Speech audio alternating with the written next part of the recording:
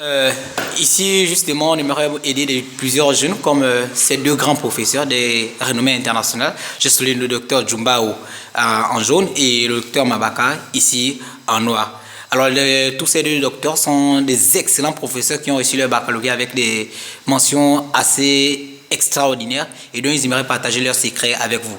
Alors, docteur Djumbao, comment vous avez fait et que pouvez-vous dire aux jeunes d'aujourd'hui pour réussir leur bac avec une mention dès le premier tour et aussi excellente que la vôtre? Merci d'abord, docteur, pour m'avoir donné cette parole. Comment donner des conseils aux élèves pour qu'ils aient son bac au premier tour? Tout d'abord, le travail.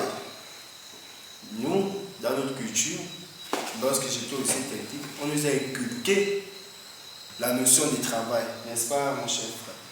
Donc, ainsi nous avons inculqué au travail, donc nous devons travailler. Le travail, ce n'est pas venir, vous êtes avec les collègues, vous travaillez 2-3 exercices et vous rentrez. Non, ce n'est pas ça le travail, je vous dis, ce n'est pas ça le travail. Le travail, c'est d'abord dans la tête. Il faut mûrir l'esprit du travail.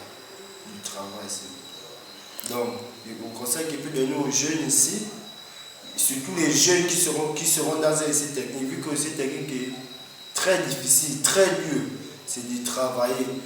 Travailler, surtout lorsque vous êtes en classe de terminale, c'est de faire les deux capis. Les deux capis.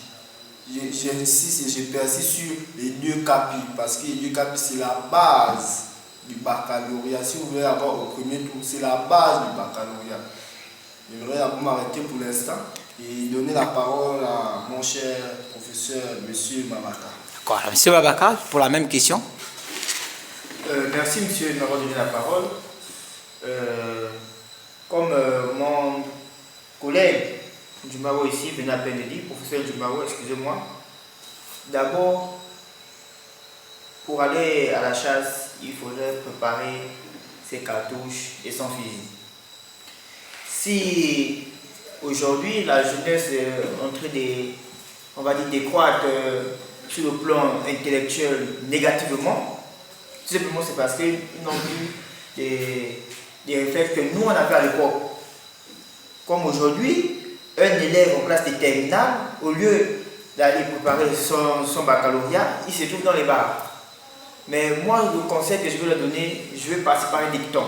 Il y a un dicton chez moi qui dit « Seule la folie peut permettre une souris de défier un chat pendant une danse ». Ce qui veut dire tout simplement que si il s'amuse avec les cours, il ne veut pas réviser, mais il doit jamais obtenir son baccalauréat. C'est impossible. Alors, professeur Djumbao, maintenant, que pouvez-vous dire de ces élèves qui ne font que le minimum en espérant que le ministère va faire le reste du minimum afin qu'ils obtiennent leur baccalauréat, peut-être d'admissible seulement? Tout d'abord, lorsque nous venons à l'école, c'est d'abord notre propre conscience. On ne peut pas venir à l'école pour dire qu'on va compter sur le ministère. Non. On vient à l'école pour compter sur soi-même.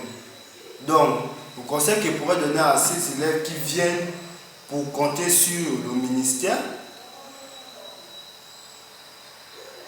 c'est de travailler. Il faut travailler. Je vous remercie.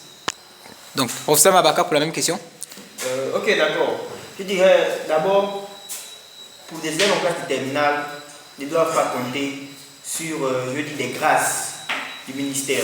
Ils doivent retravailler, premièrement pour obtenir le baccalauréat et deuxièmement pour préparer les concours après le baccalauréat. Ils ne doivent pas compter sur le ministère. Le ministère doit pas les suivre aussi pour aller au concours.